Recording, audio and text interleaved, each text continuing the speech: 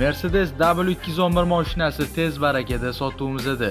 Okela bunaqa narxda, bunaqa sostenida bunaqa mashinani topa olmaysizlar. Narxini video davomida aytib o'taman. Mashinamizda polni navorot qilingan M113 5 litrli motor. Yil 2003-yil 230 ming kilometr yurgan. Bu mashinada probeg emas, sostenini gapiradi okela. Oldi polni broni plyonka qilingan, 4 Michelin original balonlar, AMG original disklar taqilgan. Salonlari ham ideal holatda, AMG 600 sedan, AMG Farok mashina deyarli AMG ko'rinishiga keltirilgan. Mashina polni restyling qilingan, olov bo'lib yonib turibdi. Eng glavnisi okela bu maxluqga выхлопной sistema qo'yilgan. Festivallarda qatnashib birinchi o'rinni olib kelgan mashina. Ovoz bo'yicha W211 larning ichida bunga teng keladigani yo'q. Ovozini o'zingizlar bilan bitta eshitib baho beramiz.